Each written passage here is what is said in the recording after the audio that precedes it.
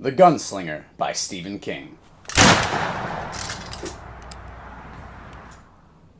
The Gunslinger by Stephen King is the first entry in the Dark Tower saga by Stephen King and follows Roland Deschain, the last gunslinger, and his quest to find and unlock the secrets of the Dark Tower. Now, Stephen King says it himself in a foreword and an afterword to the book that The Gunslinger is almost the first interlude of one massive book, The Dark Tower. And I'll tell you right off the bat, that is how it seems. When you finish this book, it does by no means even come close to wrapping up an entire narrative. This is the first piece of one large story. Whereas you look at things like, I don't know, it's a terrible example, but Harry Potter, even though it's the first book in a long series, the book is self-contained within itself and sets up later on stuff, but does wrap up its own narrative and journey, whereas The Dark Tower just kind of ends on a, alright, we need to keep reading, which is great because I was so excited to keep reading the next one. So, getting into it off the bat, I'm just going to talk about the character of the gunslinger that we follow, Roland. Holy hell, I love this guy. He's your classic kind of gritty, take no prisoners, Mad Max sort of character, where he's a lone wanderer, he's got a goal in mind, and he'll stop at nothing to achieve that goal. And he's a very troubled man with a troubled past. We don't know all of it, but you can very clearly see this guy's undergone a lot of past experiences that have made him who he is today, and I cannot wait to learn more about those. And they do touch on some of them, but oh my god, man, this guy makes some decisions that I'm just like, damn, okay. And I will get into spoilers later on, and I'll give you guys a very clear warning for spoilers. But the non-spoilery stuff, the guy is absolutely ruthless, and he'll stop at nothing to get what he needs and what he wants, and I respect that so much. And the guy's just a badass too. He's rolling around. He's got his freaking dual pistols. He's capping fools left, right, and center, and he just doesn't give a fuck, to be quite honest with you. And I know I shouldn't swear, but fuck it, bro. Now, other than Roland, the stuff that stands out insanely is the world building is so goddamn cool.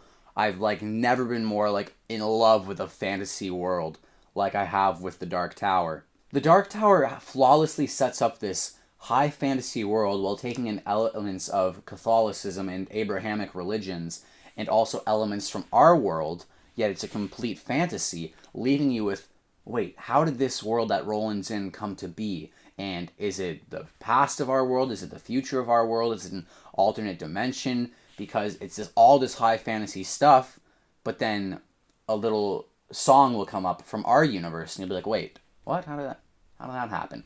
And I'm reading Drawing of the Three, the second book right now, and that opens up some possibilities where I'm like, huh? You're just dying to know more about this world. With every page, I'm like, come on, just tell me more about where they are, or what this setting is, or the backstory, because I'm dying to know it. And Stephen King sets it up flawlessly, because when does he ever do anything that's other than flawless? Just kidding, I know he's got his problems, and it's bad to, worship an author, whatever. Point is, the world building is so cool. And on that note, the mood and the feel of the story is just dreary dreadfulness, almost apocalyptic. When Roland's just walking through the desert and the people he encounters and the imagery we get of a lone crow on a rooftop or a starving old man in a lone farmstead, it's so eerie and spooky. And especially when we go into larger towns and stuff like that, the people just seem off. Everything just seems a little sad. And I really like that because it just makes me want to know, how did the world come to this? And what even is this setting that we're in? Because we still don't know much about it in the first book. Not even much. We know nothing about it other than little tiny hints like that. Now, even though it's a high fantasy western, it never strays away from its fantasy roots, which is good. Because there's parts where it'll be western, and then there'll be some goblin orc-like things in one section. Or magical powers that we keep forgetting. Oh shit, this isn't just an old western, an alternate reality. There is fantastical elements such as magic and stand-ins for goblins / orcs and stuff like that. And it's so cool, and there's all these different elements of talking animals and interaction with animals and your kind of fantasy races of knights and kings and queens and castles and stuff like that. anytime you start to forget where we are, they'll be like castle or like, something like that. Now the villain too in this is kind of, I don't even know like what to say about him. Like, I am aware that he is I don't want to say too much actually. I'm not going to say nothing. But in this first Gunslinger book, the villain is set up as very creepy and very cool, and like the way we see him interact with other people in the second chapter in the book is we really like learn a lot about this guy, and we're like, whoa, who is he? What is he doing? And he's just a man of mystery, right? That's what this whole book is. It's just setting up these mysterious questions, and we're like, huh? What? Where? Like, who are these people? But not in a bad way where I'm ever confused, where it's just like, we know just enough to keep us invested in the narrative, but we're dying to know more about it, and especially with this villain, because he is just an ominous as hell guy, and he has this sense of just dreariness that follows him, like everything in the book. And there is another character who Roland kind of comes in contact with, who joins him on his journey for a bit. I don't want to say anything about this character because it's very spoilery in the way he's revealed, or just the more we learn about his backstory, I can't really touch on in this. But his backstory is very interesting and just makes more questions of, where are we? What is this world? That seems to be the driving force behind Gunslinger, because I've never really talked about it out loud at length like this before.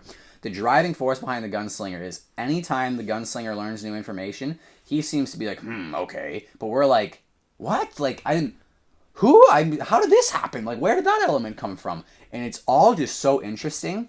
And I'm so glad there's like freaking 7 more books or whatever, because there's so much lore and there's infinite possibilities, especially in the second book. With what we've learned from that, the possibilities are literally infinite of what could happen, and that is an unbelievably brilliant thing to leave us on, knowing that like we could go anywhere. So overall, I'm going to get into spoilers in the next 30 seconds, so I'll wrap it up and I'll give you guys a fair warning. Overall, it was a really great book. Now, I didn't love it, but the stuff I didn't really like, I mean, it's nothing like, there's nothing I didn't like, but I just wasn't like so hooked in, like page turner level where I was with some other Stephen King works. But I'm really invested in this world, and I'm really excited to learn more, and I know I'm going to love this series once all these questions start to get answered and more questions start to get set up. So, would I recommend The Gunslinger? Absolutely. Pick it up. The Dark Tower is, even if you don't like Stephen King, I want to preface that, even if you don't like Stephen King, this is so different from his other works while keeping his kind of charismatic writing style that this could be a good jumping in point for you. And then you can read other King books that tie in and stuff like that.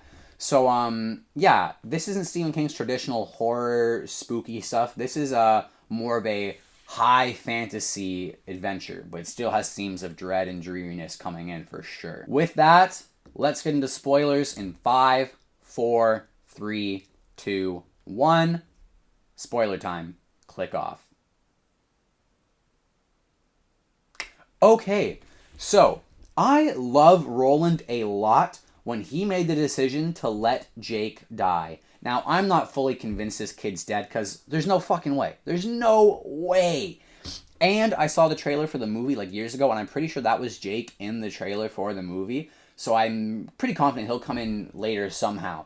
But what I love about Roland is he makes it so clear that, like, and the stakes are, how do I say it, is they're unpredictable. They're unpredictable because no other author would have just let that kid die like that. And a lot of people would hate the protagonist because of that. They'd be turned off from that. But not me. I see Roland's got a goal, and this guy says, to hell with that kid. I'm following my goal. And it's like, fuck yeah. Like, how can I not respect the guy for that? I mean, I guess he's responsible for a little kid dying, so I can disrespect him for that. But I don't, because he made it clear from the start. The Dark Tower is his quest, and he will stop at nothing to get there.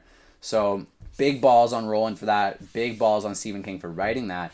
And then the final interaction we have with the Man in Black and the Gunslinger was so good. It sets up all of these, like, well, just when they're talking about the Dark Tower and the Man in Black starts to kind of set it up for him. There's so much mystery and intrigue that's set up there, like how it's this like time nexus, and now that we know that Jake has come in from from our world and the modern day world, we're like, okay, so how does the Dark Tower play into that? And like, does it have abilities to grant people passage through time and space and universes and stuff like that? So it's all really, really interesting. I guess you could say it was anticlimactic because there was no great final battle between them, but I feel like this is not, it can't be the end. It can't be the end for the Man in Black, right? So I think how he comes back later, it's going to be so cool and badass. So that's all I really want to touch on with the spoilers. I love how Jake was this kind of representative of us, and also Roland was representative of us because Jake, sorry, my phone went off. Jake learns about Roland's world, so we learn about Roland's world, and Roland learns about Jake's world, so we learn about, okay, well, how much does Roland's world keep from our world? Because they're playing Hey Jude in the bar, that one scene, where we assume, okay, they do know about our world, or our world has some influence on this, or this is a future. But Roland hears all this stuff about Jake's world, and he's like, I don't know, I don't follow any of this, like a movie theater and Times Square and all that stuff. So Roland doesn't know what he's talking about. So that kind of leaves us with more questions going, okay, so how much of our world has carried through to Roland's world? And what does, like, Jake, where does he come from? How did that link work? And I can't wait to explore more of that. So all in all, guys, I just want to say I love this. I'm halfway through drawing of the 3 right now, and I'm going to drop a review on that shortly because I'm almost done it. And wow, I am just so digging this series. So thank you guys so much for watching, and this one goes out to all the new subscribers I've got recently. I just want to say thank you very much, and smash that like button, share the video if you like it with your King friends or whatever, and feel free to leave a comment. I respond to every single comment, and not just like, hey, thanks for commenting. I will have a conversation with you. I get involved. So thanks so much for commenting, guys, and obviously please no spoilers for the next books in the series. Not even little hints and stuff like that, because I don't want to know about any hints or any, like, anything. I like going in blind. I don't even read the backs of books when I buy them. Like, if I respect the author and I know their work, I'll just buy the book if it's got a cool title and a cool cover art because I trust them. So I don't know anything about these Dark Tower books, so please none of that in the comments. But anywho, thank you guys so much for watching, and I will see you next time.